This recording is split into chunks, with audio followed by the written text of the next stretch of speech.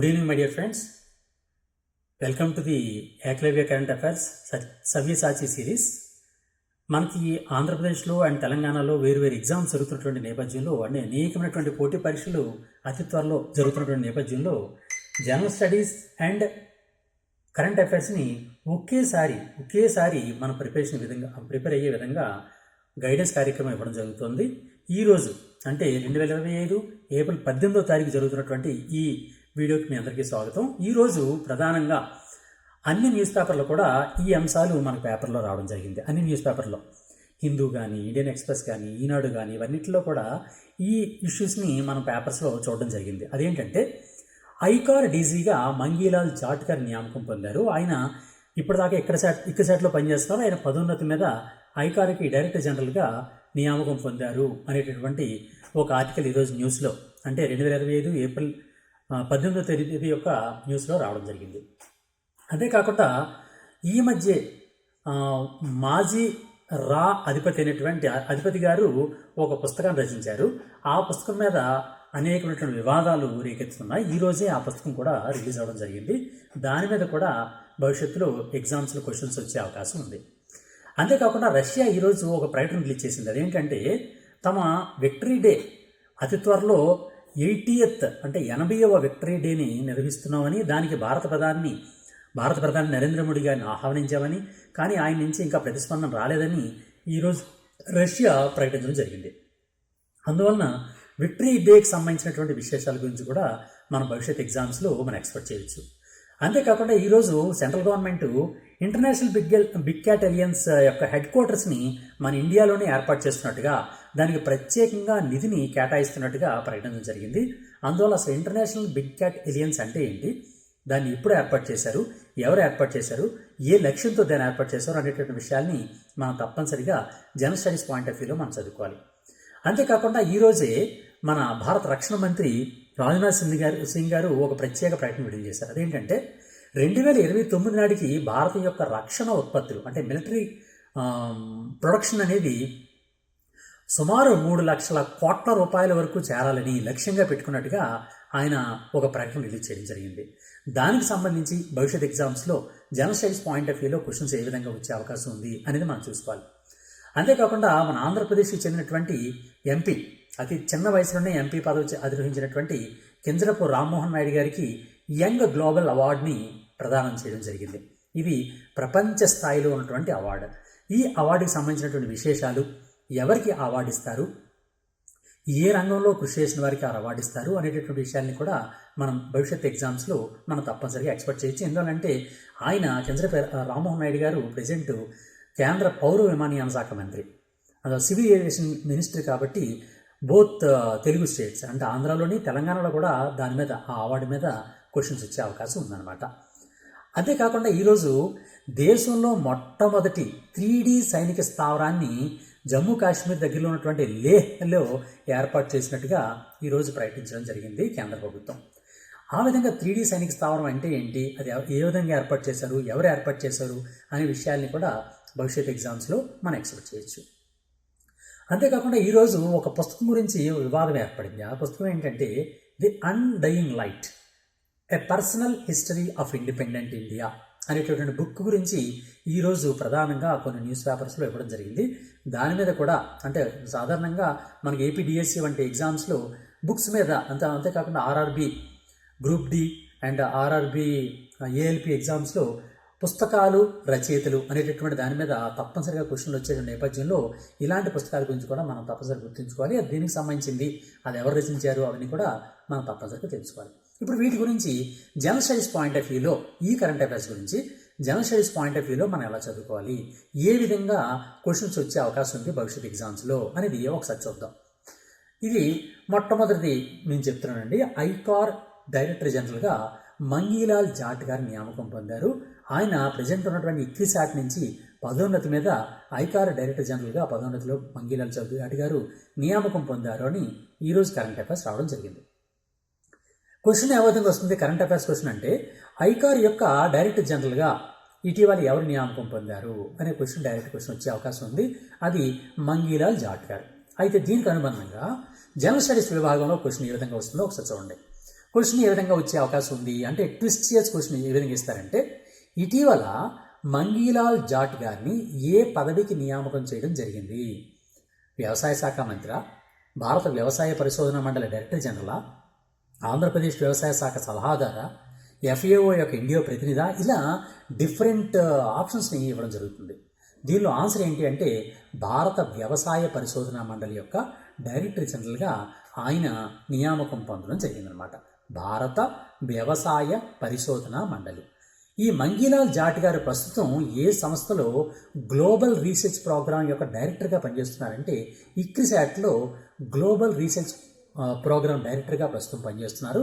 ఆయన పదోన్నతినిచ్చి ఆయనకి భారత వ్యవసాయ పరిశోధన మండలి యొక్క డైరెక్టర్ జనరల్గా నియామకం ఇవ్వడం జరిగిందనమాట. అంతేకాకుండా మంగీలాల్ జాట్ గారు ఈ డైరెక్టర్ జనరల్ పదవిలో ఎన్ని సంవత్సరాలు కొనసాగుతారంటే 3 సంవత్సరాల పాటు ఆయన ఆ పదవిలో ఉంటారనమాట. ఇందుకే ఐకార్, ICAR, ఐకార్ అంటే ఏంటి, ఆ ఐకార్ అంటే ఏంటి అన్న దాని గురించి కూడా మనం క్వశ్చన్ రూపంలో మనం చూసుకోవచ్చు. ICAR, ఐకార్ అనే సంక్షిప్త రూపం యొక్క పూర్తి రూపం ఏంటి? ఇండియన్ కౌన్సిల్ ఫర్ అగ్రికల్చర్ రీసెర్చా, international commission on agriculture and రీసెర్చా, ఇండియన్ కార్పొరేషన్ ఆఫ్ అగ్రేరియన్ రిఫార్మ్సా, institute of cultivation and agriculture రిసోర్సెసా, ఇలా సేమ్ ICAR వచ్చేటటువంటి విధంగానే మనకి డీటెయిల్స్ ఆ విధంగా ఇచ్చే అవకాశం ఉంటుంది. దానిలో ఆన్సర్ని చాలా జాగ్రత్తగా చూసుకోవాలి. అది ఏంటి అంటే ICAR అంటే అర్థం ఏంటంటే Indian council for agriculture research. Indian council for agriculture research, భారత వ్యవసాయ పరిశోధన మండలి అని పిలుస్తారు దీన్నే. భారత వ్యవసాయ పరిశోధన మండలి అని తెలుగులో పిలుస్తారు. ఇంగ్లీష్లో Indian council for agriculture research అని పిలుస్తారు అనమాట.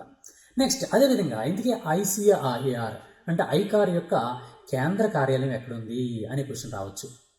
ఎందుకంటే కొత్త నియామకం జరిగింది కాబట్టి అక్కడ ఉన్నటువంటి ICAR గురించి కూడా మనం తప్పనిసరి తెలుసుకోవాలి. ICAR యొక్క కేంద్ర కార్యాలయం ఎక్కడ ఉంది? ముంబైలో ఉందా, హైదరాబాద్లో ఉందా, న్యూఢిల్లీలో ఉందా, చెన్నైలో ఉందా అనేటువంటి ఆప్షన్ ఇచ్చే అవకాశం ఉంది. ICAR యొక్క కేంద్ర కార్యాలయం న్యూఢిల్లీలో ఉందన్నమాట. న్యూఢిల్లీలో ఉంది. ఈ ICAR అనేది Indian council of agriculture research అనేది వ్యవసాయంపై పరిశోధన చేయడం కోసమని ఏర్పాటు చేశారు. ఈ ICARని 1929లోనే ఏర్పాటు చేశారు. అంటే మనకు స్వాతంత్రం రాకముందే 1929లోనే ఈ ICAR అనేటువంటి సంస్థను ఏర్పాటు చేశారు. అందుకని ఇది ప్రెస్టీజియస్ ఇన్స్టిట్యూట్ అనమాట. ఈ విధంగా అతి ప్రతిష్టాత్మకమైనటువంటి ఈ సంస్థ అనేది మనం తప్పనిసరిగా క్వశ్చన్స్ వచ్చే అవకాశం ఉంది. ఐకార్ ఎప్పుడు ఏర్పాటు చేశారండి? 1929లో ఏర్పాటు చేశారు. అయితే ఇప్పుడు మనం ఆల్రెడీ చెప్పాను, ఇక్రిసాట్ నుంచి పదోన్నతి మీద ఐకార్కి వెళ్ళారు మంగీలాల్ గారు అని చెప్పి మనం ఇప్పుడు మాట్లాడుకున్నాం. అందువల్ల మనం ఇక్రిసాట్ గురించి కూడా కొన్ని మాట్లాడుకోవాలి. ఇది ఇక్రిసాట్ అంటే ఏంటి? ICRISAT ఇక్రిసాట్ యొక్క పూర్తి రూపం ఏంటి? Indian council of research in అగ్రికల్చరా, international crop research institute for semi arid ట్రాపిక్సా, Indian centre for rural agriculture science and టెక్నాలజీయా, institute of crop research for sustainable agriculture, ఇలా సేమ్ రిథమ్ వచ్చేటట్టుగా సేమ్ వర్డ్స్ వచ్చేటట్టుగానే మనకి ఇస్తాడు మనకు కన్ఫ్యూజన్ చేయడం కోసం. ఇందులో ఆన్సర్ ఏంటి అంటే international crop research institute for semi arid tropics. ఇది చాలా చాలా ఇంపార్టెంట్ అయినటువంటి సంస్థ. ఎందుకు ఇంపార్టెంట్ సంస్థ అని అంటే ఈ ఇక్రిసాట్ యొక్క ప్రధాన కార్యాలయం అనేది మన తెలుగు రాష్ట్రంలోనే అంటే హైదరాబాద్లోనే ఉందన్నమాట. ఇక్రిసాట్ ప్రధాన కార్యాలయం ఎక్కడుందండి? హైదరాబాద్లోనే ఉంది. అందువలన ఇది ఇంటర్నేషనల్ సంస్థ అయినప్పటికీ కూడా, ఇంటర్నేషనల్ ఇన్స్టిట్యూట్ అయినప్పటికీ కూడా దీని యొక్క ప్రధాన కార్యాలయం అనేది మన హైదరాబాద్లో ఉంది. కాబట్టి దీన్ని మనం తప్పనిసరిగా గుర్తుంచుకోవాలి. దీని మీద క్వశ్చన్స్ తప్పనిసరిగా వచ్చి తీరుతాయి. ఇక్రిసాట్ అంటే అర్థం ఏంటండి? International crop research institute for semi arid tropics. Semi arid సాధారణంగా వెట్లాండ్స్ కాకుండా సెమీ ఆరిడ్ ల్యాండ్స్ ఉంటాయి. సెమీ ఆరిడ్ అంటే పొడి నేలలు అనమాట. అలాంటి పొడి నేలల మీద ఎలాంటి వ్యవసాయం పండుతుంది, ఎలాంటి పంటలు పండుతాయి అనే దాని గురించి పరిశోధన చేసే సంస్థే ఇక్రిసాట్ అనమాట. ఇది అంతర్జాతీయ సంస్థ, ఇంటర్నేషనల్, ఇండియన్ కాదు, అది ఇంటర్నేషనల్. అందువల్ల జాగ్రత్త గుర్తుంచుకోండి. International crop research institute for semi arid tropics అనే దాన్ని ఇక్రిసాట్ అంటారు. ఇది మనం గుర్తుంచుకోవాల్సినటువంటి ప్రధానమైన అంశం. మొత్తం ఏపీడిఎస్సి కానీ, టీఎస్డిఎస్సి కానీ, కానిస్టేబుల్స్ ఎగ్జామ్స్లో కానీ అన్ని ఎగ్జామ్స్ కూడా ఇవి ఇంపార్టెంట్ అండి. ఈ జనరల్ స్టడీస్ అనేది చాలా ఇంపార్టెంట్. అందుకని దీన్ని ఏం చెప్తున్నానంటే ఓన్లీ కరెంట్ అఫైర్స్ కాదు, కరెంట్ అఫైర్స్తో పాటు దానికి అనుబంధంగా కరెంట్ జనరల్ స్టడీస్ కూడా మనం కంప్లీట్ చేస్తున్నాం. కాబట్టి రెండు ఒకేసారి అంటే 2 birds for 1 shot, that is Savyasachi series. అందుకని మనం ప్రతిష్టాత్మకంగా ఈ సవ్యసాచి సిరీస్ని ప్రారంభించడం జరిగింది. అన్ని ఎగ్జామ్స్లో కూడా, ఇప్పుడు వస్తున్నటువంటి అన్ని ఎగ్జామ్స్లో కూడా, అంటే ఆంధ్రప్రదేశ్లో కానీ తెలంగాణలో కానీ ప్రస్తుతం జరుగుతున్నటువంటి అన్ని ఎగ్జామ్స్, ఫర్ ఎగ్జాంపుల్ ఆంధ్రప్రదేశ్లో అతి త్వరలో ఏపీ జేఎల్ ఎగ్జామ్స్ జరుగుతున్నాయి, అంటే junior lecturer exams, AP degree college lecturers, AP polytechnic lecturers, AP constable mains, AP హైకోర్టులో నోటిఫికేషన్ వస్తుంది, దానిలో ప్రత్యేకంగా వస్తాయి. అంతేకాకుండా ఏపీ డిఎస్సి ఒక ఎగ్జామ్ అవుతుంది, అతి త్వరలో అవుతుంది. అంతేకాకుండా Telangana DSC, Telangana VRO examinations, ఇవే కాకుండా సెంట్రల్ గవర్నమెంట్ నుంచి రైల్వే ఎగ్జామ్స్లో రైల్వే గ్రూప్ డి కానీ, రైల్వే ఏఎల్పి కానీ, ఇవన్నింటి కూడా ఈ క్వశ్చన్స్ అనేవి చాలా ఇంపార్టెంట్ అనమాట. ఈ విధంగా ఇవన్నింటి కోసం, ఏపీ జేఎల్ కోసం, ఏపీ డిఎల్ కోసం, ఏపీ పాలిటెక్నిక్ లెక్చర్స్ కోసం, తెలంగాణ విఆర్ఓస్ కోసం, ఏపీ కానిస్టేబుల్ మెయిన్స్ కోసం, రైల్వే ఎగ్జామ్స్ కోసం, ఏపీ హైకోర్టు ఎగ్జామ్స్ కోసం, ఏపీ కానీ తెలంగాణ డిఎస్సి గురించి కానీ మనం ప్రత్యేకంగా కోర్సెస్ కూడా డిజైన్ చేసామండి. వీడియో కోర్సెస్, అంటే షూర్ సక్సెస్ అనేటటువంటి వీడియో కోర్సెస్ని డిజైన్ చేయడం జరిగింది. మీ అందరికీ తెలుసు కదండి, ఏకలవ్య బుక్ మనం చదివాము అంటే తప్పనిసరిగా మీరు హయ్యెస్ట్ మార్కులు సంపాదించి తీరుతారు. మీరు గత ఎగ్జామ్స్ అన్ని మీరు చూసినట్లయితే general studies and current affairs విభాగంలో మొత్తం క్వశ్చన్స్ అన్ని మన బుక్ నుంచి వస్తాయి. దాన్ని ఫాలో అవుతూ ఈ అన్ని ఎగ్జామ్స్లో కూడా, తెలంగాణలో కానీ ఆంధ్రలో కానీ జరుగుతున్నటువంటి అన్ని ఎగ్జామ్స్లో కూడా మన పిల్లలే ఎక్కువ సక్సెస్ సాధించాలనే ఉద్దేశంతో ఈ కోర్స్ అనేది డిజైన్ చేయడం జరిగింది. ఈ కోర్సెస్ మీకు కావాలనుకుంటే ప్లేస్టోర్ నుంచి GANDEEVAM గాంధీవం అని మీరు టైప్ చేశారంటే గాంధీవం యాప్ డౌన్లోడ్ అవుతుంది. గాంధీవం యాప్ మందే.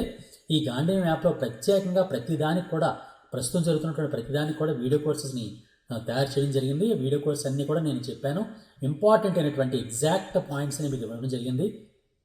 తప్పనిసరిగా వాటిని ఫాలో అవ్వండి. దానికోసం మా మిత్రులు చాలామంది అడుగుతున్నటువంటి నేపథ్యంలో దానిలో చాలా ఎక్కువ డిస్కౌంట్స్ కూడా మనం ఇవ్వడం జరిగింది. తక్కువ కాస్ట్కే మన మెటీరియల్ కూడా ఇస్తున్నాం.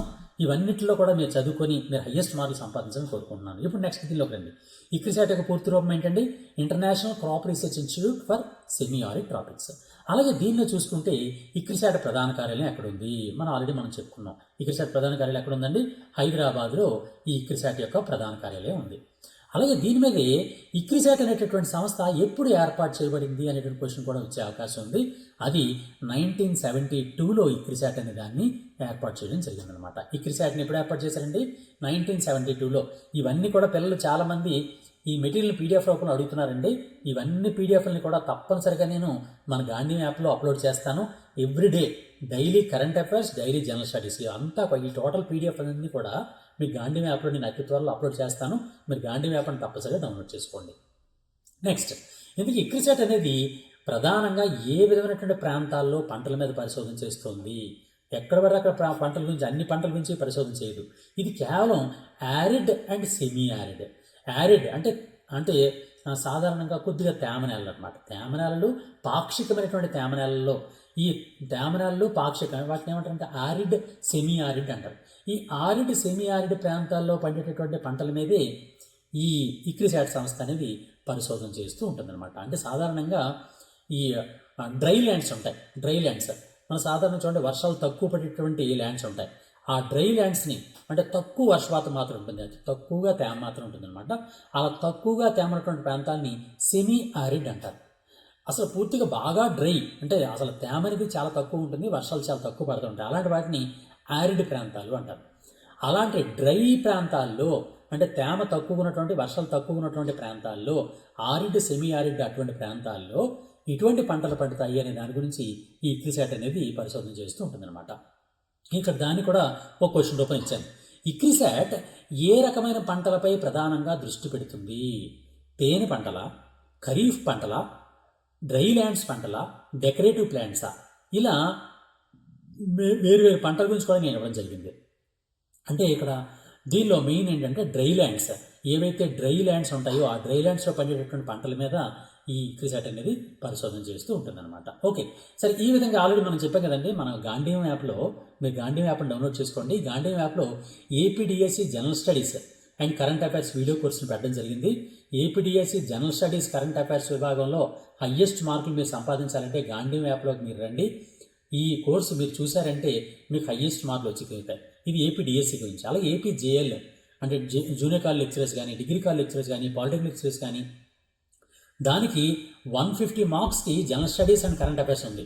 ఈ general studies and current affairs 150 మార్క్స్కి 150 మార్క్స్ సంపాదించడం కోసం మన కోసం ప్రత్యేకంగా ఒక వీడియో కోర్సుని దానిలో లాంచ్ చేయడం జరిగింది మన గాంధీ యాప్లో మీరు చూస్తే. అలాగే ఏపీ కానిస్టేబుల్ మెయిన్స్ ఎగ్జామినేషన్స్ అతి త్వరలో జరుగుతాయి. దానికి సంబంధించి general studies and current affairs video course కూడా ఏపీ కానిస్టేబుల్ మెయిన్స్ కోసం ఒక వీడియో కోర్సుని దానిలో డిజైన్ చేయడం జరిగింది. అలాగే ఏపీ హైకోర్టు రిక్రూట్మెంట్ అతి త్వరలో జరుగుతుంది. దానిలో అత్యధికంగా జనరల్ సైన్స్ విభాగానికి ఎక్కువ మార్కులు ఇచ్చాడు. ఆ జనరల్ సైన్స్ అనే దానికి ప్రత్యేకంగా మనం కోర్సు పెట్టాం. అంతేకాకుండా జనరల్ నాలెడ్జ్ గురించి కరెంట్ అఫైర్స్ కోర్స్ కూడా ఏపీ హైకోర్టు రిక్రూట్మెంట్లో మనం దానిలో పెట్టడం జరిగింది. అలాగే తెలంగాణ చూసుకున్నట్టయితే తెలంగాణ డిఎస్సికి సంబంధించినటువంటి general studies current affairs videos course కూడా దానిలో పెట్టాం. తెలంగాణలో అతి త్వరలో వస్తున్నటువంటి విఆర్ఓ ఎగ్జామ్స్కి సంబంధించినటువంటి జనరల్ సైన్స్ విభాగంలో దీనిలో ఎక్కువ క్వశ్చన్స్ ఉన్నాయి. ఆ జనరల్ సైన్స్ విభాగానికి సంబంధించి జనరల్ నాలెడ్జ్కి సంబంధించి కరెంట్ అఫైర్స్కి సంబంధించినటువంటి టోటల్ వీడియో కోర్సెస్ని ఈ మన గాంధీ యాప్లో డౌన్లోడ్ పెట్టడం జరిగింది, స్టార్ట్ చేయడం జరిగింది. ఇంతేకాకుండా ఆర్ఆర్బీ నుంచి group D ALP notifications already ఉన్నాయి. గ్రూప్ డిలోని ఏఎల్పిలోని తప్పనిసరిగా highest marks 30% of marks general science విభాగం నుంచి ఉన్నాయి. ఈ జనరల్ సైన్స్లో మీకు హయ్యెస్ట్ మార్కులు నేను సంపాదించేలా నేను చేస్తాను. ఈ జనరల్ సైన్స్ అనే దానిలో టోటల్ ఇన్డెప్త్ జనరల్ సైన్స్ విభాగాన్ని నేను ఇచ్చాను. అంటే ఓల్డ్ క్వశ్చన్ పేపర్స్తో సహా ఓల్డ్ క్వశ్చన్స్ ఏ విధంగా వచ్చాయని దాంతోపాటు మీకు జనరల్ సైన్స్ విభాగంలోను అలాగే జనరల్ నాలెడ్జ్ విభాగంలోను కరెంట్ అఫైర్స్ విభాగంలో కూడా వీడియో కోర్సెస్ని మన గాంధీ యాప్లో పెట్టడం జరిగింది. అందులో మీ అందరూ కూడా గాంధీ యాప్ని డౌన్లోడ్ చేసుకోండి. అది ప్లేస్టోర్లోకి వెళ్ళి నేను రాస్తున్నాను చూడండి, GANDEEVAM గాంధీవం అని మీరు టైప్ చేశారంటే ప్లేస్టోర్ నుంచి గాంధీ యాప్ డౌన్లోడ్ అవుతుంది. అది కాకపోతే మన డిస్క్రిప్షన్లో దానికి సంబంధించిన లింక్ కూడా ఇస్తాను. ఆ లింక్ ద్వారా కూడా మీరు డౌన్లోడ్ చేసుకోండి. తప్పనిసరిగా గాంధీ యాప్ని మీరు ఫాలో అవుతారని మిమ్మల్ని అందరూ కోరుతున్నాను. నెక్స్ట్ మరొక విషయంలోకి వెళ్దాం. ఈరోజు కరెంట్ అఫైర్స్ న్యూస్ పేపర్లో వచ్చినటువంటి మరో న్యూస్ ఏంటంటే మిలిటరీ ప్రొడక్షన్స్ ఆఫ్ ఇండియా అంటే 2029 నాటికి భారతదేశం యొక్క రక్షణ ఉత్పత్తుల తయారీ లక్ష్యం మీద రక్షణ మంత్రి గారు మన రాజ్నాథ్ సింగ్ గారు ఒక ప్రకటన విడుదల చేశారు. అంటే 2029 నాటికి ఎంత రక్షణ ఉత్పత్తి చేయడం జరుగుతుంది, ఈ సంవత్సరం ఎంత ఉత్పత్తి చేయడం జరుగుతుంది, అంతేకాకుండా ఎక్స్పోర్ట్స్ ఎంత చేద్దాం అనుకుంటుంది ఇండియా, 2029కి ఎంత ఎక్స్పోర్ట్ అవుతాయి, ప్రజెంట్ ఈ సంవత్సరంలో ఎంత ఎక్స్పోర్ట్ అవుతాయి, మిలిటరీ ఎక్విప్మెంట్స్ అన్ని కూడా ఎంత ఎక్స్పోర్ట్ అవుతాయి అనే దాని నుంచి ఈరోజు మన భారత రక్షణ మంత్రి రాజ్నాథ్ సింగ్ గారు ఒక ప్రకటన విడుదల చేశారు. దానికి సంబంధించి క్వశ్చన్స్ ఏ విధంగా జనరల్ స్టడీస్ విభాగంలో వస్తాయి అని చూద్దాం. చూడండి, ఇక ఇది క్వశ్చన్ డైరెక్ట్ క్వశ్చన్ ఈ విధంగా వచ్చే అవకాశం ఉంది. 2029 నాటికి భారతదేశం రక్షణ ఉత్పత్తి విలువని ఎంతకు పెంచే లక్ష్యాన్ని పెట్టుకుంది అని ఇటీవల భారత రక్షణ మంత్రి రాజ్నాథ్ సింగ్ ప్రకటించారు అని. అంటే దానికి ఆన్సర్స్ చూడండి, ఎలా ఇచ్చాడు క్వశ్చన్స్. మనం 1 లక్ష కోట్ల, 1.5 లక్షల కోట్ల, 3 లక్షల కోట్ల, 5 లక్షల కోట్ల అలా ఇస్తుంటారు, ఆప్షన్స్లో వేస్తారు. కానీ దాని ఆన్సర్ ఏంటండి, 3 లక్షల కోట్లు, 3 lakhs crores. 3 లక్షల కోట్ల రూపాయల యొక్క భారత రక్షణ ఉత్పత్తుల్ని 2029 నాటికి సాధించాలని భారతదేశం లక్ష్యంగా పెట్టుకుంది అని ఈరోజు మన రక్షణ మంత్రి ప్రకటించడం జరిగిందనమాట. నెక్స్ట్ దానికి అనుబంధంగా ఇంకో క్వశ్చన్ చూడండి, 2029 నాటికి భారతదేశం యొక్క రక్షణ ఎగుమతులు డిఫెన్స్ ఎక్స్పోర్ట్స్ ఎక్కడికి చేర్చాలి, ఎంతకు చేర్చాలని మన భారతదేశం నిర్ణయించుకుంది. ఎంతండి, 50,000 కోట్లు. ఇక మీకు ఒక చిన్న క్లారిఫికేషన్ ఇస్తాను. ఇందాక ఇచ్చినటువంటి క్వశ్చన్ ఏంటి, భారత రక్షణ ఉత్పత్తుల విలువ. ఇప్పుడేం చెప్తున్నాను, భారత రక్షణ ఎగుమతుల లక్ష్యం. చూసారు, ఇక్కడ మీరు డిఫరెన్స్ చూసుకోవాలి జాగ్రత్తగా. రక్షణ ఉత్పత్తులు మన భారతదేశంలో ఎంత ఉత్పత్తి చేయాలి అనేది 3 లక్షల కోట్లు 2029 నాటికి. దానిలో ఎంత ఉత్పత్తులు ఎక్స్పోర్ట్ చేయాలి వేరే దేశాలకి అన్నది 50,000 కోట్లు అనమాట 2029 నాటికి. ఓకే, ఆ డిఫరెన్స్ మాత్రం జాగ్రత్తగా చూసుకోండి. అది ప్రొడక్షన్ గురించి, డిఫెన్స్ ప్రొడక్షన్ గురించి, ఇదేమో డిఫెన్స్ ఎక్స్పోర్ట్స్ గురించి. అందులో ఆ డిఫరెన్స్ అనేది జాగ్రత్తగా చూసుకోండి. ఎక్స్పోర్ట్స్ ఎంత అంటే 2029 నాటికి 50,000 కోట్లకు పెంచాలని మన భారత ప్రభుత్వం అనేది లక్ష్యంగా పెట్టుకోవడం జరిగింది. అదేవిధంగా మరో క్వశ్చన్ చెప్పారు ఆయన, రక్షణ మంత్రి గారు మరో ప్రకటన చేశారు. ఇక్కడ క్వశ్చన్ మరో రకంగా ఇచ్చాను, ఏంటంటే రక్షణ ఉత్పత్తి లక్ష్యాన్ని ప్రకటించినటువంటి ప్రస్తుత భారత రక్షణ మంత్రి ఎవరు, రాజ్నాథ్ సింగ్ అనేటువంటి క్వశ్చన్ కూడా మీకు ఇవ్వడం జరిగింది. ఎందుకంటే తెలియని వాళ్ళకి తెలుస్తుంది అనే ఉద్దేశంతో ఈ క్వశ్చన్ కూడా ఇచ్చాను. నెక్స్ట్ మరో క్వశ్చన్ చూడండి, ఇది కూడా చాలా ఇంపార్టెంట్ అండి. భారత ప్రభుత్వం ఆత్మనిర్భర్ భారత్ అని ప్రతి దానిలో కూడా ప్రారంభించింది మన భారత ప్రభుత్వం. ఎందుకంటే సెల్ఫ్ కాన్ఫిడెన్స్ అంటే సెల్ఫ్ ప్రొడక్షన్ అనేది, అంటే సెల్ఫ్ సస్టైనబిలిటీ అంటున్నారు ఇంగ్లీష్లో. మనం ఇంగ్లీష్ వర్డ్స్ చూసుకున్నట్లయితే సెల్ఫ్ సస్టైనబిలిటీ అంటే వేరే దేశం మీద మిగిలిన వాటి గురించి ఆధారపడకుండా మన దేశంలోనే మనకు కావాల్సిన ప్రొడక్ట్స్ అన్ని కూడా తయారు చేయాలనే ఉద్దేశంతో సెల్ఫ్ సస్టైనబిలిటీ కోసం ప్రారంభించినటువంటి ప్రత్యేక మిషనే ఆత్మనిర్భర్ భారత్ మిషన్ అన్నమాట. ఆత్మనిర్భర్ భారత్ మిషన్. భారత ప్రభుత్వం ఆత్మనిర్భర్ భారత్లో భాగంగా రక్షణ రంగాన్ని మెరుగుపరచడం కోసం చేపట్టినటువంటి ముఖ్యమైన కార్యక్రమం ఏంటి అనే ప్రశ్న వచ్చే అవకాశం ఉంది. ఎందువల్లంటే ఈరోజు రక్షణ మంత్రి గారు ఈ విధంగా ప్రకటించారు లక్ష్యాల గురించి. ఆ లక్ష్యాలకు అనుగుణంగా కొన్ని కార్యక్రమాలు కూడా చేపట్టడం జరిగింది. ఆ కార్యక్రమం ఏంటి? Make in India, digital India, skill India, startup India, ఇలా ఆప్షన్స్ కూడా చాలా దగ్గర సంబంధం ఉన్నటువంటి ఆప్షన్స్ అడుగుతుంటాడు అనమాట. అందుకని నేను ఈ ఆప్షన్లో ఇవ్వడం జరిగింది.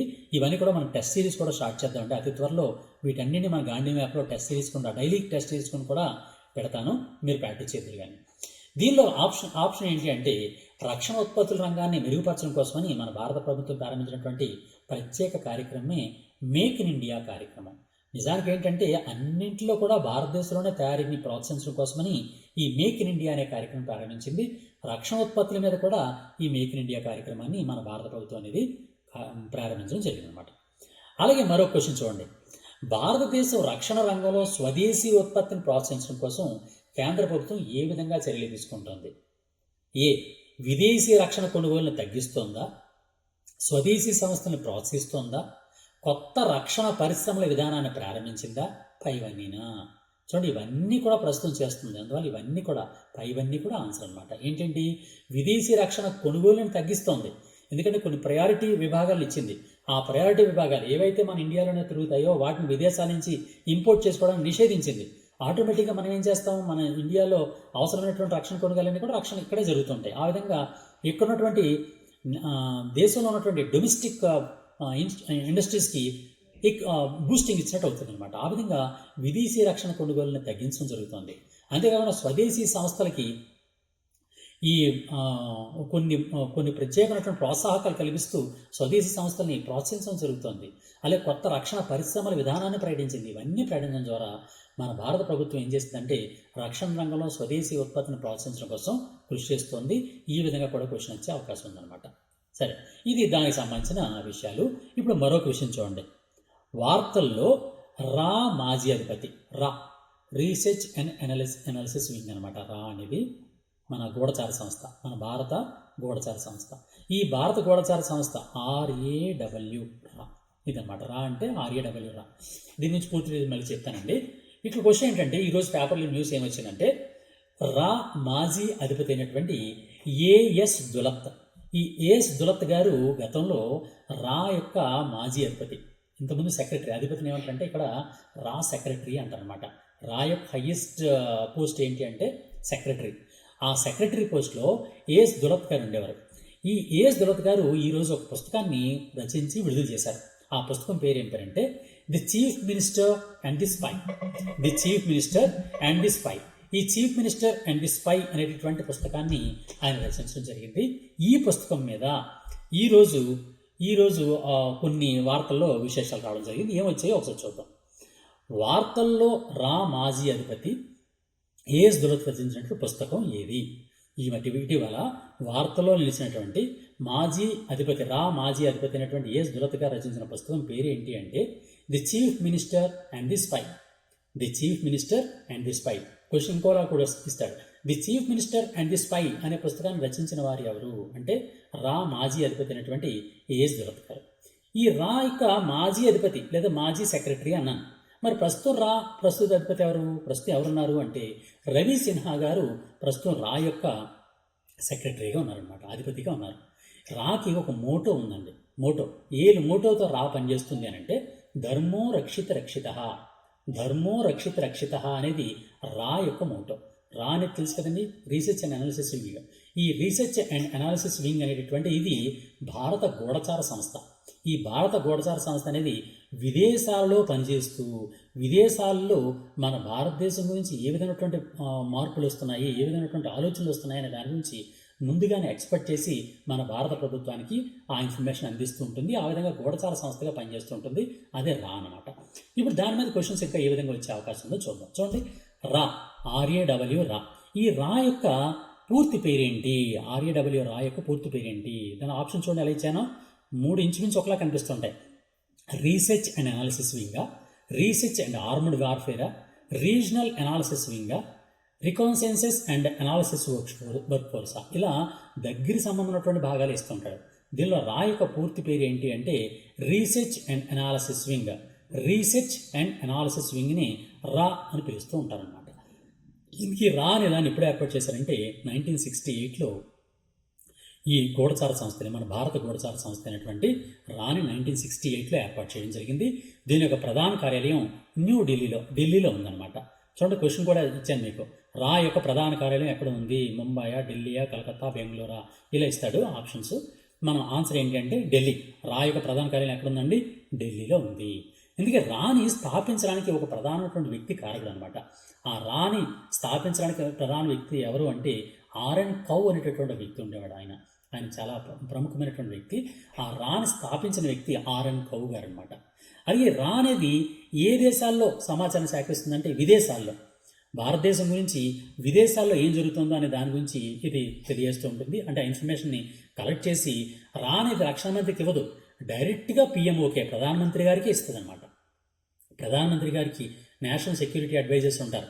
ఆ నేషనల్ సెక్యూరిటీ అడ్వైజర్స్ ఎవరున్నారో వాళ్ళకే డైరెక్ట్గా ప్రధానమంత్రి కార్యాలయానికి ఈ రా తన యొక్క రిపోర్ట్ని ఎవ్రీడే, ప్రతిరోజు కూడా తన రిపోర్ట్ని తెలియజేస్తూ ఉంటాను. అందుకని క్వశ్చన్ ఈ విధంగా ఇచ్చాను. రా నేరుగా ఎవరికి రిపోర్ట్ చేస్తుంది? హోం మంత్రిత్వ శాఖ, రక్షణ శాఖ, ప్రధానమంత్రి కార్యాలయానిక, పార్లమెంటుకా ఇచ్చాను. దానిలో ఆన్సర్ ఏంటండి? ప్రధానమంత్రి కార్యాలయానికి డైరెక్ట్గా రా అనేది తన రిపోర్ట్ని ఇవ్వడం జరుగుతుంది అనమాట. రాలో పనిచేయాలంటే ఐపీఎస్ ఆఫీసర్లు, ఐఏఎస్ ఆఫీసర్లు, మిలిటరీ ఆఫీసర్లు వీళ్ళని మాత్రమే రాలోనికి తీసుకుంటూ ఉంటారనమాట. ఓకే, ఇది దానికి సంబంధించిన అంశం. నెక్స్ట్ మరొక అంశం. ఈరోజు రష్యా తన విక్టరీ డే ఉత్సవాల కోసమని భారత ప్రధానికి ఆహ్వానం పలికినట్టుగా ఈరోజు రష్యా ప్రకటించింది. విక్టరీ డే, ఈ విక్టరీ డే ఉత్సవాలు అనేవి రష్యాలో జరుగుతుంటాయి. రష్యాలో జరుగుతున్నటువంటి విక్టరీ డే సమావేశాలకి భారత ప్రధానిని ఆహ్వానించామని, ఇంకా భారత ప్రధాని దగ్గర నుంచి దానికి ఎటువంటి ప్రతిస్పందన ఇవ్వలేదని రష్యా ప్రకటించడం జరిగింది. ఇందుకు విక్టరీ డే అంటే ఏంటి, అది ఎప్పుడు చేస్తారు, వీటి గురించి క్వశ్చన్స్ ఏ విధంగా వస్తాయో ఒకసారి చూద్దాం. భారత ప్రధానికి రష్యా విక్టరీ డే పాల్గొనడానికి ఆహ్వానం పలికినటువంటి నేపథ్యంలో విక్టరీ డేని ఎప్పుడు జరుపుకుంటారు, రష్యాలో విక్టరీ డేని ఎప్పుడు జరుపుకుంటారు అనే క్వశ్చన్ ఇచ్చాను. అది ఎప్పుడు జరుపుకుంటారంటే మే 9వ తేదీని జరుపుకుంటుంటారు. ప్రతి సంవత్సరం కూడా మే 9వ తేదీన రష్యా తన విక్టరీ డేని చేస్తూ ఉంటుంది అనమాట. ఎందుకే ఏంటి ఆ విక్టరీ డే అంటే, రష్యా విక్టరీ డే అనే దాన్ని ఏ యుద్ధంలో విజయాన్ని సూచిస్తుంది, ఏ యుద్ధంలో విజయానికి గుర్తుగా రష్యా వాళ్ళు విక్టరీ డేని చేస్తూ ఉంటారు అనే క్వశ్చన్ వచ్చే అవకాశం ఉంది. ఎందువల్లంటే విక్టరీ డే అనేది చాలా ఇంపార్టెంట్ అయింది. ఎందువల్ల ఇంపార్టెంట్ అంటే ప్రపంచ యుద్ధాలు ఇప్పటిదాకా మనకి వరల్డ్ వార్స్ అనేవి 2 ప్రపంచ యుద్ధాలు జరిగాయి. ఆ 2 ప్రపంచ యుద్ధాల గురించి తప్పనిసరిగా క్వశ్చన్స్ వస్తూ ఉంటాయి. తప్పనిసరిగా క్వశ్చన్స్ మనకి సాధారణంగా వస్తుంటాయి. ఆ 2 వరల్డ్ వార్స్ గురించి ఫస్ట్ వరల్డ్ వార్ అనేది 1914 నుంచి 1918 వరకు, 1914 to 1918 మధ్య మొదటి ప్రపంచ యుద్ధం జరిగింది. అంతేకాకుండా రెండవ ప్రపంచ యుద్ధం అనేది 1939 నుంచి 1945 మధ్య జరిగింది. ఫస్ట్ వరల్డ్ వార్ ఎప్పుడు జరిగిందండి? 1914 నుంచి 1918, అంటే 1914 నుంచి 1900 మధ్యకాలంలో మొదటి ప్రపంచ యుద్ధం జరిగింది. 1939 నుంచి 1945 మధ్యకాలంలో రెండవ ప్రపంచ యుద్ధం జరిగింది. ఈ రెండవ ప్రపంచ యుద్ధం 1939 నుంచి 1945 మధ్య జరిగినటువంటి రెండవ ప్రపంచ యుద్ధంలో జర్మనీ పైన విజయం సాధించినందుకు గుర్తుగా ఈ రష్యా అనేది తన విక్టరీ డే సెలబ్రేషన్స్ చేస్తూ ఉంటుందన్నమాట. ఇది మనకు కావాల్సిన పాయింట్. ఓకేనండి, ఇక్కడ చూడండి, రష్యా విక్టరీ డేని ఏ యుద్ధంలో విజయాన్ని సూచిస్తుంది అంటే రెండవ ప్రపంచ యుద్ధము లేదా వరల్డ్ వార్ 2, రెండవ ప్రపంచ యుద్ధం. అలా విక్టరీ డే సందర్భంగా పెరేడ్ అనే దాన్ని ఎక్కడ ఏర్పాటు చేస్తారు రష్యాలో అంటే మాస్కోలో, అంటే రష్యా రాజధాని అయినటువంటి మాస్కోలో ఒక ప్రత్యేకమైనటువంటి ఒక ఏరియా ఉంది. దాన్ని ఏమంటారంటే రెడ్ స్క్వేర్ అంటారు. రెడ్ స్క్వేర్, ఆ రెడ్ స్క్వేర్లో, మాస్కోలో ఉన్నటువంటి ఆ రెడ్ స్క్వేర్లో ఈ విక్టరీ డే సెలబ్రేషన్స్ అనేవి సాధారణంగా చేస్తారన్నమాట. ఈ విక్టరీ డే సెలబ్రేషన్స్ చేస్తున్నప్పుడు ఒక ప్రత్యేకత ఉంటుంది. ఏంటంటే వీళ్ళు సాధారణంగా ఈ రెండవ ప్రపంచ యుద్ధంలో రష్యాని ఏమి పిలుస్తారంటే, రెండవ ప్రపంచ యుద్ధాన్ని మనం అయితే సెకండ్ వరల్డ్ వార్ లేదా రెండవ ప్రపంచ యుద్ధం అంటాం. కానీ రష్యాలో మాత్రం రెండవ ప్రపంచ యుద్ధాన్ని ఏమని పిలుస్తారు, ఏ పేరుతో ప్రసిద్ధి చెందింది అనే క్వశ్చన్ రావచ్చు. దానిలో ఆప్షన్ ఇచ్చాను చూడండి. గ్రేట్ రష్యన్ వారా, ఫాదర్లాండ్ వారా, గ్రేట్ ప్యాట్రియాటిక్ వారా, సోవియట్ యుద్ధమా, ఇలా ఇచ్చాడు. రెండో ప్రపంచ యుద్ధాన్ని రష్యాలో ఏమని పిలుస్తారంటే గ్రేట్ ప్యాట్రియాటిక్ వార్ అని పిలుస్తారు. గ్రేట్ ప్యాట్రియాటిక్ వార్ అంటే దేశభక్తి యుద్ధం అనమాట. అతి పెద్దదైనటువంటి దేశభక్తి యుద్ధము లేదా గ్రేట్ ప్యాట్రియాటిక్ వార్ అని రెండవ ప్రపంచ యుద్ధాన్ని రష్యాలో పిలుస్తూ ఉంటారనమాట. ఇక్కడ విషయం ఏంటంటే మనం ఆల్రెడీ చెప్పాం కదండి, మాస్కోలో చేసేటటువంటి ప్రతి సంవత్సరం మే 9వ తేదీన జరిగినటువంటి విక్టరీ డేలో ప్రజలందరూ కూడా ఒక స్పెషల్ రిబ్బన్ని ధరిస్తారనమాట. ఆ రోజు దాని సెలబ్రేషన్స్లో భాగంగా విక్టరీ డేలో ప్రజలు సాధారణంగా రష్యా ప్రజలు ఏం ధరిస్తారు అంటే సాధారణంగా క్వశ్చన్స్ దానిలో ఆన్సర్ ఏంటంటే జార్జ్ రిబ్బన్ అని పిలుస్తారు దాన్ని. వాళ్ళు ధరించేటటువంటి రిబ్బన్ ఏమంటారంటే జార్జ్ రిబ్బన్ అంటారు. ఆ జార్జ్ రిబ్బన్ను ధరించి విక్టరీ డే ఉత్సవాల్లో సాధారణంగా రష్యా ప్రజలు అనేవాళ్ళు పాల్గొంటూ ఉంటారనమాట. ఇది ఈ విధంగా ఇటువంటి విక్టరీ డే అంటే చాలా ప్రసిద్ధి చెందినటువంటి రెండవ ప్రపంచ యుద్ధాల్లో రష్యా యొక్క విజయానికి గుర్తుగా రష్యా వాళ్ళు విక్టరీ డేని ప్రతి సంవత్సరం కూడా మే 9వ తేదీని జరుపుకుంటూ ఉంటారు. ఆ విక్టరీ డే సెలబ్రేషన్స్కి మన భారత ప్రధాని నరేంద్ర మోడీ గారిని రష్యా ఆహ్వానించడం జరిగిందనమాట. ఓకే, ఇది ఇక్కడ నేపథ్యం అనమాట. నెక్స్ట్ ఈ రోజు ఉన్నటువంటి మరొక ప్రధాన న్యూస్ ఏంటంటే ఇంటర్నేషనల్ బిగ్ క్యాట్ అలయన్స్ యొక్క హెడ్ క్వార్టర్స్ని భారతదేశంలోనే ఏర్పాటు చేస్తున్నట్టుగా ఈరోజు భారత ప్రభుత్వం ప్రకటించింది. ఇంటర్నేషనల్ బిగ్ క్యాట్ అలయన్స్, ఈ ఇంటర్నేషనల్ బిగ్ క్యాట్ అలయన్స్ యొక్క ప్రధాన కార్యాలయం భారతదేశంలోనే ఏర్పాటు చేస్తున్నట్టుగా ప్రకటించింది అనమాట. అందువలన ఈ ఇంటర్నేషనల్ బిగ్ క్యాట్ అలయన్స్ అంటే ఏంటి, ఆ ఇంటర్నేషనల్ బిగ్ క్యాట్ అలయన్స్ ఎప్పుడు ఏర్పాటు చేయబడింది, ఎవరు ఏర్పాటు చేశారు, ఇలాంటివన్నీ కూడా జనరల్ స్టడీస్ విభాగంలో మన క్వశ్చన్స్ వచ్చే అవకాశం ఉంది. దాని మీద క్వశ్చన్స్ ఎలా వస్తాయో చూద్దాం. ఇంటర్నేషనల్ బిగ్ క్యాట్ అలయన్స్ని ఎప్పుడు ప్రారంభించారంటే 2023లో ఏర్పాటు చేయడం జరిగింది. 2023లో ఏర్పాటు చేశారు. ఇందుకే ఇంటర్నేషనల్ బిగ్ క్యాట్ అలయన్స్ అనేది లక్ష్యం ఏంటి, ఇంటర్నేషనల్ బిగ్ క్యాట్ అలయన్స్ అనే దాన్ని ఎందుకు ఏర్పాటు చేశారు, వన్యప్రాణుల వేటకు అనుమతి ఇవ్వడం కోసమా, పెద్ద పులులు సంరక్షణ చేయడం కోసమా, పంటలు అభివృద్ధి చేయడం కోసమా, ఫారెస్ట్ టూరిజం కోసమా అనేటటువంటి క్వశ్చన్ ఆప్షన్స్ ఇచ్చే అవకాశం ఉంది. ఇక్కడ బిగ్ క్యాట్స్ అంటే పులులు అనమాట. ఆ పులులు ఏవైతే ఉన్నాయో వాటిని సంరక్షించాలి. ప్రపంచవ్యాప్తంగా పులులు అనేవి అంతర్ధానం అయిపోతున్నాయి. ఇండియాలోనే ప్రోగ్రెస్ అవుతుంది తప్ప పులుల యొక్క జనాభా ప్రాజెక్ట్ అయ్యే వలన. కానీ మన ఇండియాలో ఇంటర్నేషనల్గా మాత్రం పులులన్నీ కూడా సంఖ్య తగ్గిపోతుంది, వాటి పాపులేషన్ తగ్గిపోతుంది అనమాట. ఆ తగ్గిపోతున్నటువంటి పాపులేషన్ మళ్ళీ పెంచడం కోసమని ప్రపంచవ్యాప్తంగా ఒక ఉమ్మడిగా ఒక సమూహం ఏర్పాటు చేయాలనే ఉద్దేశంతో మన ఇండియా గవర్నమెంట్ ఏం చేసిందంటే మన ప్రాజెక్ట్ టైగర్లో భాగంగా ప్రాజెక్ట్ టైగర్ని 2023లో ప్రాజెక్ట్ టైగర్కి 50 సంవత్సరాలు గడిచిపోయాయి. ఆ 50 సంవత్సరాల ఉత్సవం అనేది మనం మైసూర్లో చేసాం. మైసూర్లో భారత ప్రభుత్వం ప్రాజెక్ట్ టైగర్కి 50వ సంవత్సర వేడుకలు చేస్తున్న నేపథ్యంలో ఆ రోజు ప్రధాని నరేంద్ర మోడీ గారు ఈ ఇంటర్నేషనల్ బిగ్ క్యాట్ అలయన్స్ అనే దాన్ని ప్రకటించి ఇంటర్నేషనల్ బిగ్ క్యాట్ అలయన్స్లో వేరు దేశాలు పాల్గొనమని ప్రకటించడం జరిగింది. అనేక దేశాలన్నీ కూడా దీనిలో పాల్గొనడం జరిగింది, గ్రూప్లో చేరే. అది ఇంటర్నేషనల్ బిగ్ క్యాట్ అలయన్స్కి ఇప్పటిదాకా హెడ్ క్వార్టర్స్ లేవు, ప్రధాన కార్యాలయం లేదు. ఈ ఇంటర్నేషనల్ బిగ్ క్యాట్ అలయన్స్కి ప్రధాన కార్యాలయాన్ని ఇండియాలోనే ఏర్పాటు చేస్తున్నట్టుగా ఈరోజు కేంద్ర ప్రభుత్వం అనేది ప్రకటించడం జరిగింది. ఇందుకు ఇంటర్నేషనల్ బిగ్ క్యాట్ అలయన్స్లో ఏంటి లక్ష్యం అంటే టైగర్స్ ఉన్నాయి కదండి. టైగర్స్ అంటే ఓన్లీ ఒక రకమైన టైగరే కాదు, అనేక రకాల టైగర్స్ ఉంటాయి. ఫర్ ఎగ్జాంపుల్ సింహాలు కూడా టైగర్ లాంటివే. టైగర్స్ కానీ, సింహాలు కానీ, చీతాస్ కానీ, చిరుతులు కానీ, లేకపోతే ప్యూమాస్ కానీ, ఇలా వేరు రకాలైనటువంటి టైగర్స్ పులులు ఉంటాయి. ఈ పుల్లన్నింటినీ కూడా రక్షించడము, ఆ రక్షించే లక్ష్యంతోనే ఇంటర్నేషనల్ బిగ్ క్యాట్ అలయన్స్ అనే దాన్ని ఏర్పాటు చేయడం జరిగిందనమాట. ఎందుకు ఇంటర్నేషనల్ బిగ్ క్యాట్ అలయన్స్ని ఎవరు ప్రారంభించారంటే ఏ దేశం ప్రారంభించింది, భారతదేశమే ప్రారంభించింది. దీని మీద కూడా క్వశ్చన్ ఈ విధంగా వచ్చే అవకాశం ఉంది. ఇంటర్నేషనల్ బిగ్ క్యాట్ అలయన్స్ని ప్రారంభించిన దేశం ఏది, యుఎస్ఏ, చైనా, భారత, ఆఫ్రికా, ఇలా వేరు దేశాలు ఇచ్చే అవకాశం ఉంటుంది. భారత్ అనమాట answer. Next international big cat అలయన్స్లో భాగంగా ప్రధానంగా క్వశ్చన్ వేస్తారంటే నిజానికి ఇంటర్నేషనల్ బిగ్ క్యాట్ అలయన్స్లో 7 రకాలైనటువంటి పులులను రక్షించాలి అని లక్ష్యంగా పెట్టుకోవడం జరిగింది. 7 రకాలైనటువంటి పులులు. ఆ 7 రకాల్లో లేనటువంటిది ఏది అన్నది మనం గుర్తుంచుకోవాలి. అందుకే 7 రకాలు కూడా నేను చెప్తాను. ఈ క్వశ్చన్ ఈ విధంగా ఇచ్చే అవకాశం ఉంది. ఇంటర్నేషనల్ బిగ్ క్యాట్ అలయన్స్లో భాగంగా సంరక్షించబడేటటువంటి పెద్ద క్యాట్స్ పులుల్లో లేనిది ఏది, అందులో లేనిది ఏది, ఆ టైగర్స్ లేనిది ఏది, టైగరా, లైనా, ఎలిఫెంటా, లెపర్డ్ తెలుసు కదా మనకు, లెపర్డ్ కూడా ఉంటుంది, చిరుతపులి. వీటిలో ఏది అంటే ఎలిఫెంట్ అనేది కాదనమాట. ఇంటర్నేషనల్ బిగ్ క్యాట్ అలయన్స్లో సంరక్షించబడనటువంటి జంతువు ఏది అంటే ఎలిఫెంట్. ఇలా కూడా క్వశ్చన్ ఇచ్చే అవకాశం ఉందనే ఉద్దేశంతో ఈ విధంగా జనరల్ స్టడీస్ విభాగంలో క్వశ్చన్ ఇచ్చాను అనమాట. అలాగే ఇప్పుడు ఇందాక చెప్పాను నేను, భారత ప్రభుత్వం ప్రారంభించినటువంటి ఇంటర్నేషనల్ బిగ్ క్యాట్ అలయన్స్ని ఎక్కడ ప్రారంభించారు అంటే మైసూర్లో ప్రారంభించారు. ఎప్పుడు ప్రారంభించారంటే మైసూర్లో మనం ప్రాజెక్ట్ టైగర్ని చేసాం. ప్రాజెక్ట్ టైగర్ ఈ ప్రాజెక్ట్ టైగర్ యొక్క 50 సంవత్సరాల ఉత్సవాన్ని నిర్వహించడం జరిగింది 2023లో. 2023లో కేంద్ర ప్రభుత్వం, భారత ప్రభుత్వం ప్రాజెక్ట్ టైగర్ యొక్క 50వ సంవత్సర ఉత్సవాల్ని మైసూర్లో నిర్వహించారు. ఆ మైసూర్లో నిర్వహించినటువంటి ప్రాజెక్ట్ టైగర్లో భాగంగానే ఇంటర్నేషనల్ బిగ్ క్యాట్ ఏలియన్స్ని ప్రారంభించడం జరిగిందనమాట. చూడండి, ఇక్కడ మళ్ళీ అది కూడా క్వశ్చన్ ఇచ్చాను. ఏ సందర్భంగా భారత ప్రభుత్వం ఇంటర్నేషనల్ బిగ్ క్యాట్ ఏలియన్స్ ప్రారంభించింది? ప్రాజెక్ట్ టైగర్ యొక్క 50 సంవత్సరాల ఉత్సవాల సందర్భంగా.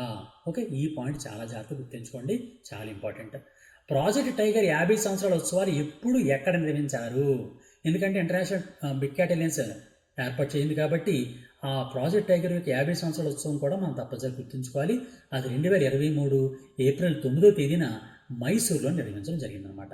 2023 ఏప్రిల్ 9వ తేదీన మైసూర్లో ప్రాజెక్ట్ టైగర్ యొక్క 50 సంవత్సరాల ఉత్సవం చేశారు. దానిలోనే ఇంటర్నేషనల్ బిగ్ క్యాట్ ఏలియన్స్ని ప్రారంభించడం జరిగింది.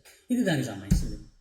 అలాగే ఈరోజు ఐబీసీఏ యొక్క ప్రస్తుత డైరెక్టర్ జనరల్, అంటే సాధారణంగా మనకి క్వశ్చన్ ఇస్తారంటే ఈ ఇంటర్నేషనల్ బిగ్ క్యాట్ ఏలియన్స్ ఉంది కదండి, ఈ ఇంటర్నేషనల్ బిగ్ క్యాట్ ఏలియన్స్కి present international big cat alliance, దీన్ని ఐబీసీఏ అని పిలుస్తారనమాట.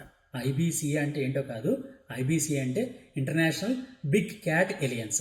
ఈ ఇంటర్నేషనల్ బిగ్ క్యాట్ ఏలియన్స్కి ప్రస్తుతం డైరెక్టర్ జనరల్గా ఎవరున్నారంటే ఎస్పీ యాదవ్ గారు ఉన్నారనమాట. ఎస్పీ యాదవ్ గారు ఇంటర్నేషనల్ బిగ్ క్యాట్ ఏలియన్స్ యొక్క ప్రస్తుత డైరెక్టర్ జనరల్గా ఉన్నారనమాట. అది కూడా గుర్తుంచుకోవాలి. ఇంటర్నేషనల్ బిగ్ క్యాట్ ఏలియన్స్లో మొత్తం ఎన్ని క్యాట్స్ని, అంటే ఎన్ని పులుడు జాతుల్ని సంరక్షిస్తారు అంటే 7 జాతులను రక్షిస్తారు. ఇది క్వశ్చన్ చూడండి, ఈ విధంగా వచ్చే అవకాశం ఉంది. ఇంటర్నేషనల్ బిగ్ క్యాట్ ఏలియన్స్లో మొత్తం ఎన్ని పెద్ద క్యాట్స్ని, ఎన్ని పులుడు జాతుల్ని సంరక్షిస్తారు? 5, 6, 7, 8 ఇలా ఇస్తాడు. ఎన్నండి? మొత్తం 7 రకాలైనటువంటి జాతుల్ని సంరక్షించడం జరుగుతుంది. ఆ 7 ఏంటంటే చూడండి ఒకసారి. టైగర్, పులి, సింహం, చిరుత, స్నో లెపర్డ్ అంటే మంచు చిరుత, చీతా, జాగ్వార్, ప్యూమా, ఇవన్నీ కూడా వేరు రకాలన్నమాట. అన్నీ కూడా ఇంచుమించుగా పులి లాంటివే, కానీ కొంచెం డిఫరెన్సెస్ ఉంటాయి. ఇలాంటి 7 జంతువుల్ని తప్పనిసరిగా గుర్తుంచుకోండి. ఏదో ఒకటి ఇచ్చి వీటిలో లేనిది ఏదైనా ఇస్తుంటాడు అనమాట బిగ్ క్యాట్ ఏలియన్స్లో. ఎందుకంటే ఇది ఇంటర్నేషనల్ ఇన్స్టిట్యూట్ మన ఇండియా ఏర్పాటు చేసింది, అందువల్ల ఇంపార్టెంట్ అనమాట. అందువల్ల నెక్స్ట్ ఎగ్జామ్స్లో దీని మీద క్వశ్చన్స్ వచ్చే అవకాశం ఉంది తప్పనిసరిగా. ఇంటర్నేషనల్ బిగ్ క్యాట్ ఏలియన్స్లో 7 జీవులు ఉన్నాయి. 7 టైగర్స్ని సంరక్షించాలని నిశ్చయించుకున్నారు. అవి ఏంటంటే, ఒకటి టైగర్, పులి, సింహం, చిరుత, మంచు చిరుత, చీతా, జాగ్వార్, ప్యూమా, ఈ 7 క్యాట్ జాతులు కూడా రక్షించాలని ఇంటర్నేషనల్ బిగ్ క్యాట్ ఏలియన్స్లో నిర్ణయించుకోవడం జరిగింది. ఇక్కడ చూడండి, క్వశ్చన్ ఎలా ఇస్తారంటే ఇంటర్నేషనల్ బిగ్ క్యాట్ ఏలియన్స్లో భాగంగా ఉన్న పెద్ద క్యాట్స్లో లేనిది ఏది? చూడండి, లేనిది ఏది అని ఇస్తాడు. మనం ఇప్పుడు ఆల్రెడీ 7 చెప్పాం. ఈ 7 3 ఇస్తాడు, ఒకటి కాంది ఇస్తాడు అనమాట. ఇక్కడ చూడండి, అలాగే ఇచ్చాను నేను క్వశ్చన్. టైగరా, జాగ్వారా, కోగరా, స్నో లెపర్డా అని ఇచ్చాడు. టైగర్ అనేది ఇంటర్నేషనల్ బిగ్ క్యాట్ ఏలియన్స్లో ఉంది, జాగ్వార్ ఉంది, స్నో లెపర్డ్ ఉంది. లేనిది ఏదండి? కోగర్ అనేటటువంటి యానిమల్ మాత్రమే లేదు. అందులో ఆన్సర్ ఇదే అనమాట. ఓకే, ఆ విధంగా కూడా క్వశ్చన్ ఇచ్చే అవకాశం ఉంది, మీరు ఆలోచిస్తారనే ఉద్దేశంతో ఇలా క్వశ్చన్ ఇచ్చారనమాట. భారత ప్రధాని నరేంద్ర మోడీ గారు ఈ ఇంటర్నేషనల్ బిగ్ క్యాట్ ఏలియన్స్ని ఎప్పుడు ప్రారంభించారు అంటే 2023లో ప్రారంభించారు. అలానే చెప్పాం కదండి, మైసూర్లో ప్రాజెక్ట్ టైగర్ యొక్క 50 సంవత్సరాల ఉత్సవం సందర్భంగా 2023 ఏప్రిల్ 9వ తేదీ జరిగినటువంటి ఈ ఉత్సవాల్లో భాగంగా ఈ కార్యక్రమాన్ని, ఈ ఇంటర్నేషనల్ బిగ్ క్యాట్ ఏలియన్స్ని ప్రకటించడం జరిగిందనమాట. ఓకే, అది సంగతి. నెక్స్ట్ మరో క్వశ్చన్ చూడండి. ఈరోజు న్యూస్ పేపర్స్లో ఫిచ్ సంస్థ అనేది మన 2025-26లో భారతదేశం యొక్క వృద్ధి రేట్ అనేది 6.4% ఉంటుందని ప్రకటించిందనమాట. దాని గురించి ప్రతిరోజు కూడా ఒక రిపోర్ట్ని మనం తెలియజేస్తున్నాం. ఈ ఫిచ్ సంస్థ గురించి కూడా నిన్న చెప్పాం, మొన్న కూడా చెప్పాం. అందువల్ల ఇంక ఈరోజు ఎక్కువగా దీని గురించి చెప్పట్లేదు. వేరే సంస్థల గురించి ఆల్రెడీ చెప్పాం. ఇదే ఒక డేటా ఇచ్చాను నేను ఆల్రెడీ, నిన్న కూడా ఈ డేటా ఇచ్చాను. అంటే ఇంటర్నేషనల్ మానిటరీ ఫండ్ ఎంత మన భారతదేశం యొక్క గ్రోత్ రేట్ని ఎంతగా చెప్తోంది, వరల్డ్ బ్యాంక్ ఎంతగా చెప్తోంది, నూరా చెప్తుంది, డిలాయిట్ ఎంత చెప్తోంది, మూడీస్ అనలిటిక్స్ ఎంత ఉంది, RBI reserve bank of India ఎంత అని చెప్తోంది, మోర్గాన్ స్టాన్లీ ఎంత చెప్తోంది, ఏషియన్ డెవలప్మెంట్ బ్యాంక్ ఎంత అని చెప్తోంది, ఫిచ్ రేటింగ్స్ ఎంత అని చెప్తున్నాయి, స్టాండర్డ్ అండ్ పూర్ ఎంత చెప్తోంది, అంకాడ్ ఎంత చెప్తోంది, ఇవన్నీ కూడా ఒక టేబుల్ ఫామ్లో మీకు ఇవ్వడం జరిగింది. ఈ టేబుల్ తప్పనిసరిగా మీరు గుర్తుంచుకోండి. ఏ సంస్థ 2025-26 సంవత్సరంలో మన భారత ఆర్థిక వ్యవస్థ ఎంత వృద్ధి చెందుతుందని ఎంత చెప్పింది అనేది మాత్రం తప్పనిసరిగా గుర్తుంచుకోండి. దీని మీద కూడా క్వశ్చన్స్ ఎక్కువగానే వస్తున్నాయి. నెక్స్ట్ మరొకటి చూడండి, మన కేంద్ర మంత్రి కింజరాపు రామ్మోహన్ నాయుడు గారికి యంగ్ గ్లోబల్ అవార్డు అనే దాన్ని ఇవ్వడం జరిగింది. అందువలన దాని మీద కూడా తప్పనిసరిగా జనరల్ స్టడీస్ విభాగంలో అండ్ యంగ్ గ్లోబల్ అవార్డు మీద కూడా క్వశ్చన్స్ వచ్చే అవకాశం ఉంది. ఏ విధంగా క్వశ్చన్ వస్తాయో ఒకసారి చూడండి. క్వశ్చన్ ఎలా వస్తుందంటే, ఇటీవల యంగ్ గ్లోబల్ లీడర్ అవార్డు పొందినటువంటి కింజరపు రామ్మోహన్ నాయుడు ఎవరు? శాస్త్రవేత్త, సామాజిక కార్యకర్త, రాజకీయ నాయకుడా, వ్యాపారవేత్త? ఇలా వచ్చే అవకాశం ఉందన్నమాట. ఎందువలంటే మన ఆంధ్రాలో కూడా ఈ ఉత్తరాంధ్ర జిల్లాలో ఉండే ప్రజలకైతే రామ్మోహన్ గారి గురించి తెలుస్తుంది, కానీ మిగిలిన వాళ్ళకి కొంచెం తక్కువ తెలుస్తుంది. అఫ్కోర్స్ ఆయన మినిస్టర్, కేంద్ర మంత్రి అనుకోండి, ఆయన సివిల్ ఏవియేషన్ మంత్రి అయినప్పటికీ కూడా కొంతమంది తెలిసే అవకాశం తక్కువ ఉంటుందనే ఉద్దేశంతో ఈ క్వశ్చన్ ఇవ్వడం జరిగింది. ఆయన ప్రధానంగా రాజకీయ నాయకుడు. ఆయన ప్రస్తుతం కేంద్ర పౌర విమానయాన శాఖ మంత్రి అనమాట. Okay, next, young global leader award ఏ రంగంలో విశేష సేవలు చేసిన వారికి ఇస్తారు అంటే, సామాజిక సేవ అంటే సోషల్ సర్వీస్, అలాగే లీడర్షిప్. ఈ సోషల్ సర్వీసు, లీడర్షిప్ చేస్తూ 40 సంవత్సరాల లోపుగా ఉండి 40 ఇయర్స్ లోపు ఉండాలి. ఈ యంగ్ గ్లోబల్ లీడర్ అవార్డు రావాలి అంటే 40 సంవత్సరాల లోపే ఉండి సామాజిక సేవలోని, లీడర్షిప్లోని అత్యంత ఉన్నతమైనటువంటి స్థానంలో కలిగి ఉంటే అటువంటి వాళ్ళకి ఈ యంగ్ గ్లోబల్ లీడర్ అవార్డు అనేది ఇవ్వడం జరుగుతూ ఉంటుందన్నమాట. యంగ్ గ్లోబల్ లీడర్ అవార్డుని ఎవరిస్తారు, ఏ సంస్థ ఇస్తుందంటే world economic forum, WEF, world economic forum. ఈ వరల్డ్ ఎకనమిక్ ఫోరం వాళ్ళే ఈ యంగ్ గ్లోబల్ లీడర్ అవార్డు ఇస్తూ ఉంటారు. అందువల్ల ఇది ఇంపార్టెంట్ అన్నమాట. ప్రపంచ స్థాయిలో ఉన్నటువంటి ఈ అవార్డు ఇది. ఈ యంగ్ గ్లోబల్ అవార్డు అనేది ఎవరిస్తారు? యునైటెడ్ నేషన్స్ ఇస్తుందా, వరల్డ్ ఎకనమిక్ ఫోరం ఇస్తుందా, వరల్డ్ బ్యాంక్ ఇస్తుందా, అంతర్జాతీయ రెడ్ క్రాస్ ఇస్తుందా? ఇలా క్వశ్చన్స్ వచ్చే అవకాశం ఉంది. ఆన్సర్ ఏంటండి, world economic forum. World economic forum వాళ్ళు ఇస్తూ ఉంటారు. కింజరపు రామ్మోహన్ 2025 సంవత్సరానికి గాను ఈ అవార్డుని ఇవ్వడం జరిగిందనమాట. యంగ్ గ్లోబల్ లీడర్ అవార్డు పొందినటువంటి కింజరపు రామ్మోహన్ నాయుడు గారు ఏ రాష్ట్రానికి సంబంధించిన వారు? ఆయన ఆంధ్రప్రదేశ్ రాష్ట్రానికి సంబంధించిన వారు. ఆంధ్రప్రదేశ్ రాష్ట్రం నుంచి ఎంపీగా ప్రాతినిధ్యం వహిస్తున్నారు లోక్సభలో. ఆయన ప్రస్తుతం కేంద్ర పౌర విమానయాన శాఖ మంత్రిగా ఉన్నారనమాట. ఇది మనం గుర్తుంచుకోవాల్సిన పాయింట్. ఇందుకే యంగ్ గ్లోబల్ లీడర్ అవార్డు పొందేవారికి ఎంత లోపు వయసు ఉండాలి అంటే 30 నుంచి 40 సంవత్సరాల వయసు మాత్రం ఉండాలి, కానీ 40 సంవత్సరాల లోపు ఉండాలన్నమాట. 40 సంవత్సరాల లోపు ఉండి లీడర్షిప్లో హయ్యెస్ట్ స్టాండర్డ్లో ఉంటే అటువంటి వాళ్ళకి ఈ అవార్డుని ఇవ్వడం జరుగుతూ ఉంటుంది. ఈ వరల్డ్ ఎకనమిక్ ఫోరం అనేది యంగ్ గ్లోబల్ లీడర్స్ కార్యక్రమాన్ని చేయడంలో ప్రధాన ఉద్దేశం ఏంటి అని అంటే, దానిలో ఆప్షన్ కూడా ఇచ్చాను చూడండి. యువ వ్యాపారాన్ని ప్రోత్సహించడం కోసమా, ప్రపంచవ్యాప్తంగా యువ నాయకులను గుర్తించి అభివృద్ధి పరచడం కోసమా, ప్రపంచ శాంతిని ప్రమోట్ చేయడం కోసమా, ప్రపంచవ్యాప్తంగా విద్యా వ్యవస్థను మెరుగుపరచడం కోసమా అని ఆప్షన్స్ ఇచ్చాను. అంటే ఇంచుమించుగా దగ్గర సంబంధం ఉన్నటువంటి ఆప్షన్స్ ఇవ్వడం జరిగిందనమాట. క్వశ్చన్ కూడా ఇలాగే వస్తుంది. దానికి ఆన్సర్ ఏంటంటే, ప్రపంచవ్యాప్తంగా యువ నాయకులను గుర్తించి అభివృద్ధి చేయాలనే లక్ష్యంతో ఈ వరల్డ్ ఎకనమిక్ ఫోరంలో యంగ్ గ్లోబల్ లీడర్స్ అవార్డు అనే దాన్ని ఇస్తూ ఉంటారనమాట. కింజరపు రామ్మోహన్ దీనికోసం ఇచ్చారంటే, ఆయన యువత అభివృద్ధి కోసం చేసినటువంటి ప్రోగ్రాంలు కానీ, సామాజిక కార్యక్రమాలు ఆయన చేస్తున్నటువంటి దానికి కానీ గుర్తింపుగా ఈ యంగ్ గ్లోబల్ లీడర్ అవార్డుని ఆయనకి ఇవ్వడం జరిగిందనమాట. ఇప్పుడు మనం వరల్డ్ ఎకనమిక్ ఫోరం, మనం ఈ అవార్డు ఇచ్చినటువంటి వరల్డ్ ఎకనమిక్ ఫోరం ఉంది కదండి, ఆ వరల్డ్ ఎకనమిక్ ఫోరం గురించి జనరల్ స్టడీస్ విభాగంలో చదువుకుందాం. ఇందుకే వరల్డ్ ఎకనమిక్ ఫోరం అనేది ఎందుకు ఏర్పాటు చేశారంటే, ప్రపంచవ్యాప్తంగా ఆర్థిక వ్యవస్థలను అభివృద్ధిపరచడం, పర్యావరణాన్ని పరిరక్షిస్తూనే ఆర్థిక వ్యవస్థలను అభివృద్ధిపరచడం అనే లక్ష్యంతో ఈ వరల్డ్ ఎకనమిక్ ఫోరం అనే దాన్ని ఏర్పాటు చేయడం జరిగిందనమాట. ఇందుకే వరల్డ్ ఎకనమిక్ ఫోరం అనే దాన్ని ఎప్పుడు ఏర్పాటు చేశారు? 1970, 1971, 1980, 1985 అని దగ్గర సంబంధం ఉన్నటువంటి ఇయర్స్ ఇస్తూ ఉంటాడనమాట. ఇది నిజానికి WEF వరల్డ్ ఎకనమిక్ ఫోరం అనేది 1971లో ఏర్పాటు చేయడం జరిగిందనమాట. ఈ వరల్డ్ ఎకనమిక్ ఫోరం యొక్క ప్రధాన కార్యాలయం ఎక్కడుంది? ఇందుకే వరల్డ్ ఎకనమిక్ ఫోరం గురించి ఎందుకు అడుగుతాడు జనరల్ స్టడీస్లో అంటే, ఇప్పుడు అవార్డు ఇవ్వడం వలన కింజరపు రామ్మోహన్ గారికి, అంటే తెలుగు రాష్ట్రాల్లో ఉన్నటువంటి ఒక మంత్రి గారికి అవార్డు ఇచ్చారు కాబట్టి, ఆ అవార్డు ఇచ్చినటువంటి సంస్థ ఏదైతే ఉందో ఆ సంస్థ మనకి ఇంపార్టెంట్ అన్నమాట జనరల్ స్టడీస్ విభాగంలో. అందుకని మనం దీని గురించి చదువుకోవాలి. ఓకేనండి, అర్థమైంది కదండి. అందువల్ల ఇంత డెప్త్ ఇందులో డీటెయిల్స్ మనం చదువుకోవాలి.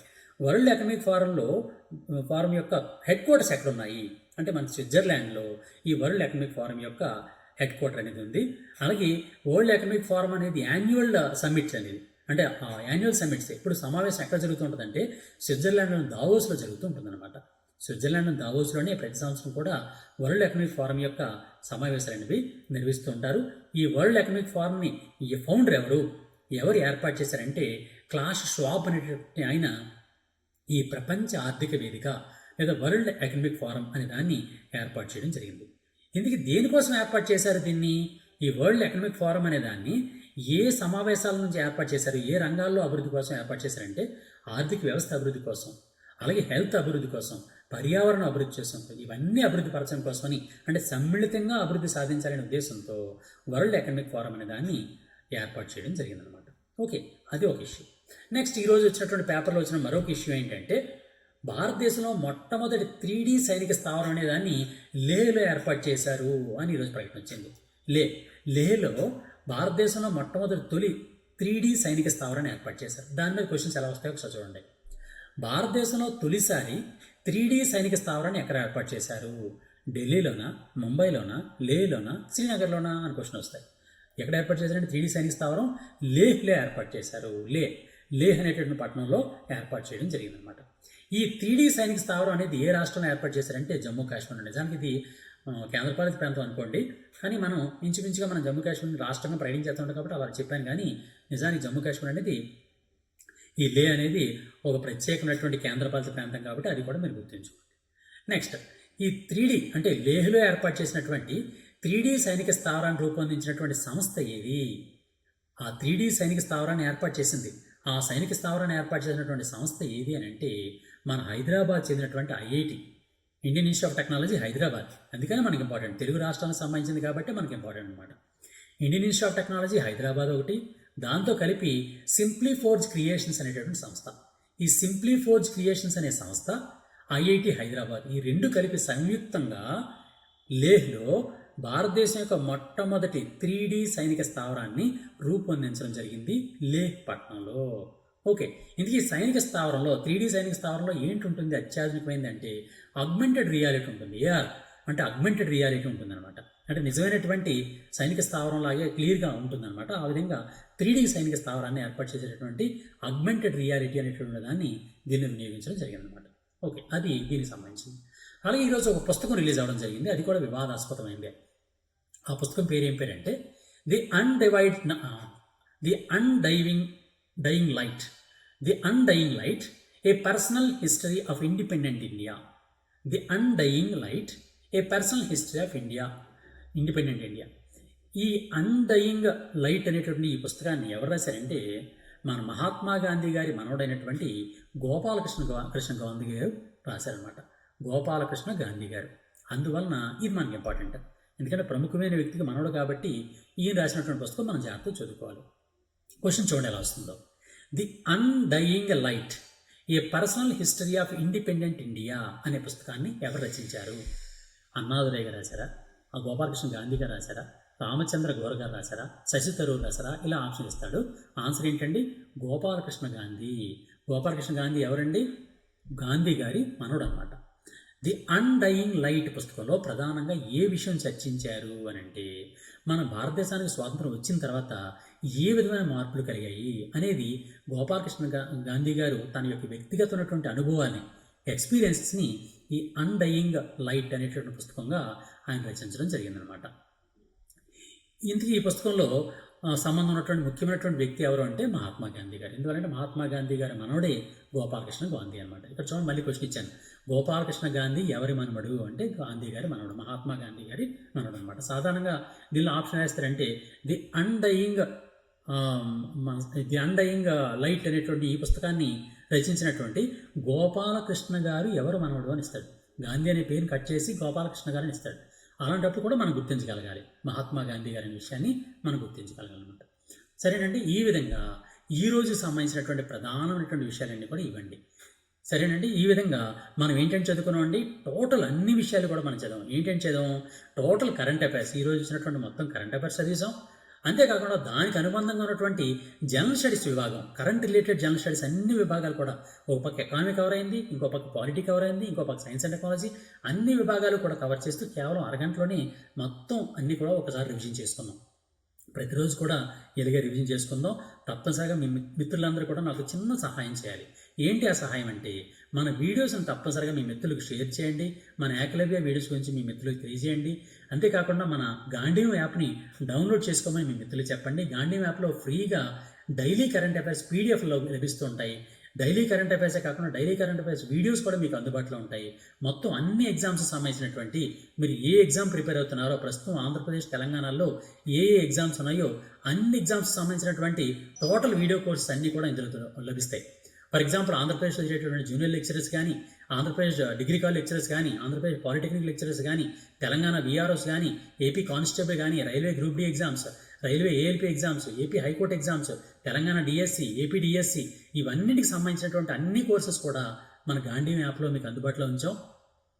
దానిలో మన మిత్రుల కోరిక మీదకి తక్కువ కాస్ట్తోనే పెట్టాం, చాలా తక్కువ కాస్ట్తో పెట్టాం. అండ్ దానిలో ఆఫర్స్ కూడా ఎక్కువ ఆఫర్లు కూడా ఇచ్చాం.